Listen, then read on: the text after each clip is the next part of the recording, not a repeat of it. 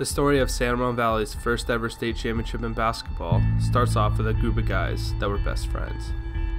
We all played basketball in the community growing up, either on the same team as each other or against each other. When we were sophomores in high school, 4 of us got called up to varsity. That didn't stop our JV team from winning the junior varsity league championship.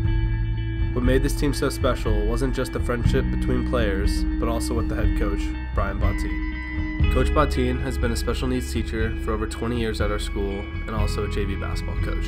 He only dreamed of being able to coach us our varsity season, and that opportunity came when our athletic director and head basketball coach decided to step down. Our team was 100% convinced that Coach Bottine was going to be given the spot. It was a no-brainer. After school, we waited in his classroom for the good news, but he came back full of tears and said, "You know how much you guys mean to me," and walked out. Our administration of San Ramon Valley decided to pick a different basketball coach, and as you can imagine, we weren't very happy about it. Very disappointed. We thought he deserved the job. It was his job to have. When I heard the news, I was just dumbfounded by, the administration's choice, and we were just shocked as a program and as a team. The day I heard the news that Coach Bottine didn't get the varsity coaching position, I was mad. He seemed like such an obvious choice. All of us obviously wanted Coach Bottine to be the coach. We had a bond with him. Our team, as well as many others, showed up the next morning before school to speak with the principal about this decision. She refused to meet with us until our district representative arrived, and when he did, it was the biggest waste of time, as nothing seemed possible. Well, after Coach Bottine wasn't offered the job, we mentioned it to our families, and they were really upset too. So the first thing we did was we tried to figure out what we could do to change the staff's mind to get Coach Bottine hired as the varsity coach. I immediately made a petition to get Coach Bottine the job, and within a week or so, we already had well over 1,000 signatures. Next step was to organize meetings with the parents, schools, community, and players to get everybody on the same page. So we thought the best way to show our support for Bottine was to make posters. So the first night we came to my house and made 300 plus posters and flyers to put them all on the school. These posters were all positive towards him, support Bottine, we feel he's the right coach, nothing negative. And so when we went up that night, put them all up across the campus in every hall, on the gym, on the administration building, and we thought it would be the best way to get the word out. We were so excited to show up to school the next day to see everyone's reactions. Unfortunately, our principal had taken every single poster and flyer down. 300 plus posters taken down in a matter of hours by the administration because of false allegations about the wrong type of tape and alleged Nazi swastikas on it, which was just totally fabricated. Our team was fierce about this. However, we were still determined to get the word out. The next night, we came back to the school with over 1,000 posters and flyers. All of our posters contained positive messages to support Bottine, while all of our flyers were comments found on our petition page that all supported Coach. This time, when we arrived to school the next morning, all the flyers and posters were still up, and to see everyone's reaction was heartwarming. Because of this, our story got bigger and bigger and eventually made some news websites. Unfortunately, our district was not budging, and the only way to get Coach Bottine the job was to be able to prove that the process of which the coach was chosen was unfair. Our team went through social media accounts to find any evidence that this process was unfair, and we were successful. Eventually, our story got big enough where the Board of Education of California asked to have a meeting, and it is here where I got to speak and present my evidence. This proves right here that you have a relationship with Frank too. You let him into the practices, you give him reserved seats. I don't see it's fair that you're saying you have a relationship with Bottine, because obviously you have a relationship with Frank too. Here I go off screen to hand my evidence to the California Board of Education members as our administration and district are in the background. We gotta keep fighting, okay? Because sometimes people don't move. We have the board meeting on Tuesday and everyone needs to be here. But I have proof right here that shows that Bottine deserves this job and it was not a fair process at all.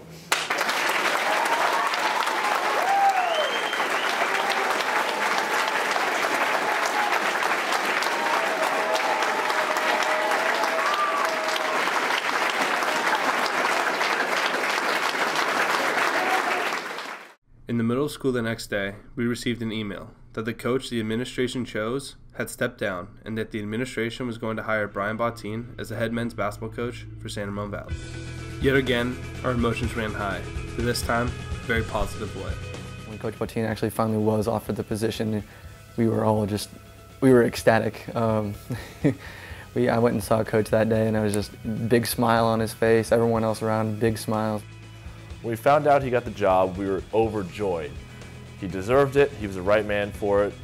We immediately went to his classroom to congratulate him, but he was on the phone with his wife.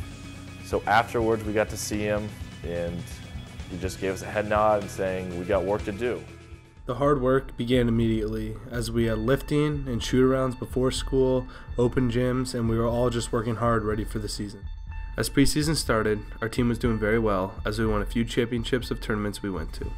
After we beat Berkeley High School at their place, we got in the bus to head home, except this time, Coach Bottine took the bus on a detour. We went to Haas Pavilion, which is Cal Berkeley College's basketball stadium. We all got off, huddled in front of the stadium, where Coach Bottine said a few words. He said, "Guys, in 3 months, the Division I state championship high school basketball game is going to be played here. This is our goal." Our season was filled with ups and downs. On January 30th, 2015, a beloved coach at our high school had passed away. We had a game later that evening in which many of us were in tears before the game.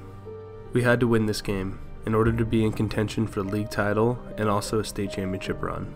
With less than 1 second to play, it was tied, and we fouled their best player, who got 2 free throws. We had a sliver of hope as he missed the first one, but all he had to do was make the second one, and it was game over. As our hearts were pounding, we watched the second free throw rattle out, and as the time expired, it was a sigh of relief. We ended up winning in double overtime, and as we went back to the locker room, we were in full tears again because we knew someone was looking over us that game. Sadly, the rest of the season did not go as well as we hoped.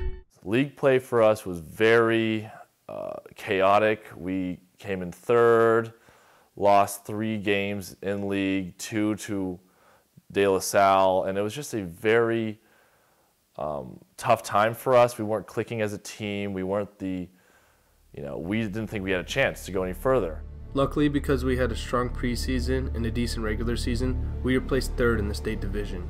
Because we were placed 3rd, we had a bye first round, which means our second game was against Pleasant Grove from Sacramento. They had Marquise Chris on the team, and he walked into the gym, and he's 6'9" or something like that, crazy tall, crazy athletic, and we were all worried about it. We'd seen him play, we'd seen video. Coach Bottine had compiled all kinds of stuff so we could study up on him. And Marquise Chris was the center for Pleasant Grove and was drafted 8th in the 2016 NBA draft.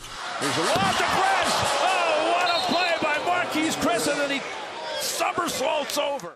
But I'll never forget doing the jump ball and staring eye to eye with him, just thinking, man, this guy's got true potential. He was already committed to Washington, and he was a player, to say the least.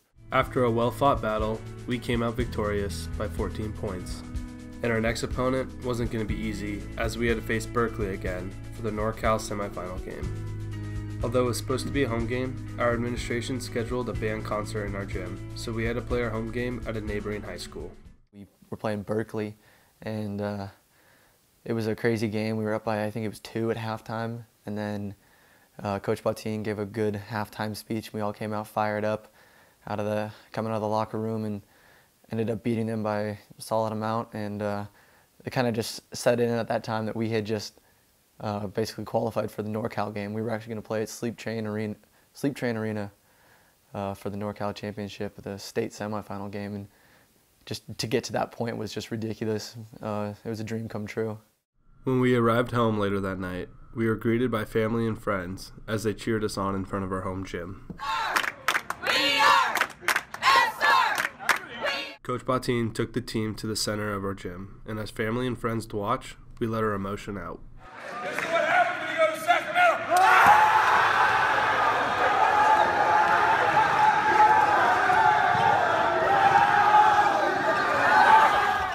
That week, it was incredibly hard for all of us to focus at school.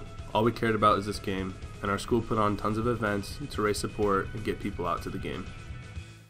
So the day of the game, we got to Sleep Train Arena, and we went in the back entrance and go into the player locker rooms, and they're super nice. They're not like the high school ones at all. We all got ready. We let our nerves settle a little bit. We got to watch the game before us, but when we just walked out into the stadium and you look around and you're just like, this place is crazy. We were up against Wood Creek from Sacramento, who had point guard Noah Blackwell, who is currently starting on Long Beach State. They also had Jordan Brown, who is an All-American center that is currently ranked as a top high school player. The game was a defensive battle, as neither team could really shoot because of the depth perception of the stadium. No one was used to it. The energy from our fans kept us fighting all game. This game went down to the wire, as we were up 2, 10 seconds left, and our star shooter was going to the free throw line. Now going back 2 years, Drew had the same opportunity our sophomore year against our rivals, where he missed the free throws to lose the game. Coach Bottine looked at him after the game and said, "Drew, one time, you're going to get these free throws back, and you're going to make them." Now, we didn't know these free throws were going to be in the NorCal championship game, but thankfully, they were, because as expected, he made both, which clinched the game. And as time expired on the clock, San Ramon Valley had won its first ever NorCal Division I championship game.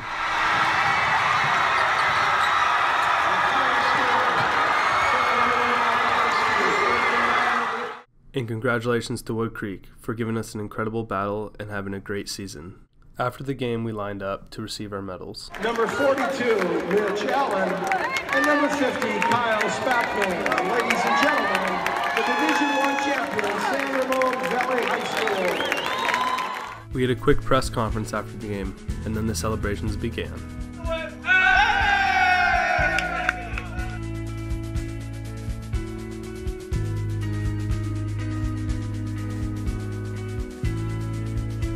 Our excitement was through the roof, but after a few pictures, we knew we had one more goal to accomplish, a state championship. That week, more and more news crews picked up on our story and started writing news articles and online articles. That week on Friday, we saw Coach Bottine at lunch, where he had our fingers fitted for rings. He knew regardless of the state championship game, we had deserved it. Also on that day at lunch, we FaceTimed an alumni member from San Ramon, Mark Madsen, who is an NBA player. Mr. Madsen gave us encouraging words and said, "The hay's in the barn, you guys are ready to go."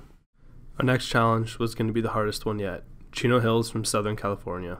They have 2 players on the team you may have heard of before, Lonzo Ball and LeAngelo Ball. Lonzo Ball was drafted second in the 2017 NBA draft and is currently the starting point guard for the Los Angeles Lakers. Of the 104 points from the Heat, Brewer lobs it and Ball somehow stuffed it down! LeAngelo Ball is currently starting his freshman year at UCLA on the basketball team. But we all know these boys aren't famous because of basketball. They're famous because of their dad, who is crazy and has been making headlines across the world. Wait, is Ambrose the voice of reason? I can't believe I'm saying that. Well, he is the lunatic brain. You can't help but laugh, but our motivation grew as this interview came out of the head basketball coach for Chino Hills. What do you know about San Ramon Valley, your next opponent, Coach? Is that what we're playing? Yes. We aren't usually known as a dominant basketball program, so I guess it was a joke to play us. I was talking to my assistant, Mel Sims, and he goes, "Coach, I had a dream that we're playing San Ramon." And I'm like, "What are you talking about? Who's San Ramon, you know?" And he goes, "They're playing, they're going to be playing Wood Creek. And the reason why he brought that up was he goes, "I lost to San Ramon in his state championship game back whenever he was coaching. So he goes, I want San Ramon." Well, they got what they wanted. However, their assistant coach claims that San Ramon Valley beat him in his state championship game. However, San Ramon has never won a state championship game before. All of these things gave us more and more motivation, and it was finally game time. Something we've all been waiting for ever since Coach Bottine got the job. A lot of nervous energy in the locker room before, but we were excited for the opportunity. This was a big game for our school history. And for us, I knew it was my last game. It was our last game for most of the guys on the team, so we were excited to play one last time together. San Ramon Valley's fairy tale continues tonight, and first-year head coach Brian Bottine told me he could not be more proud of his squad and how they've come together over this year. Our chemistry at this point was through the roof. However, all the announcers could talk about was Lonzo Ball and LeAngelo Ball. But they're going to have to get past Chino Hills. Lonzo Ball, 6'6" guard, headed to UCLA, only a junior, and his brother LeAngelo Ball. We knew we were kind of the underdogs in the game. No one really We didn't have any straight to D1 athletes, so we had gotten there as a team, not as an individual. Both teams stood side by side in the tunnel, waiting to come out for our game. If you looked at Chino Hills, you would have seen how serious they are, as they show no emotion. But us, we were best friends having fun, pushing each other around, tabletopping each other, and smiling, as if we weren't about to play the biggest game of our lives. As we looked up into the stadium, our fans had packed the house, and our student section was bigger than ever. And to many people's surprise, our team was battling. In the first half, we came out only down 4 points. Coach Bottine wasn't the only one to give a great halftime speech. With 4 balls, we can't lose. How amazing is it for you to watch your kids on this stage? Well, I've planned this for a long time, and it's beautiful to watch them out here so all you guys can see what I've been watching all my life. I know you and your beautiful wife obviously kind of knew that you were going to create some amazing basketball players, right? Most definitely. I picked her out. I said I need a 6-footer to go with my jeans, and this is what you're going to get when you get that. You can't help but cringe watching that, but we still had one goal to accomplish. As the game went on, we learned how to counteract all their different plays and their run and gun offense style. And by the fourth quarter, when Lonzo Ball fouls out, it's a tie game, and it's just madness in the gym. And with just under 3 minutes left of the second overtime, Christian Fuca hits a 3, which gives us the momentum. And people in the gym are just on the edge of their seats. This was one of the most exciting games I've ever been a part of, and most of these people have ever seen. And when Drew Cundy hit this incredibly hard jump shot, it put us up by a couple possessions. And as you can imagine, our emotions on our team were running high, as well with the fans there. And on March 27th, 2015, as the time wound down from the clock, we had done it. San Ramon Valley, champions of Division I.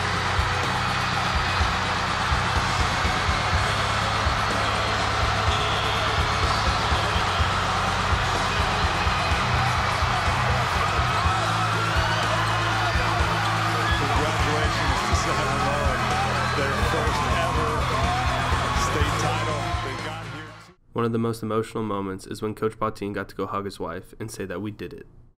This win shocked the basketball community, as no one expected San Ramon Valley, who had 0 Division I basketball players the following year, to be able to beat Chino Hills with Lonzo Ball and LeAngelo Ball. Right away, the media was covering our story on newspaper articles and online articles as it went viral in our community. Even Nike came out to sponsor us, as they gave us this huge banner for congratulations.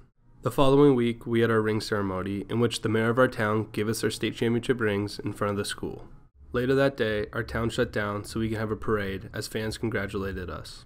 We rode convertibles as we showed off the NorCal and the state championship trophies.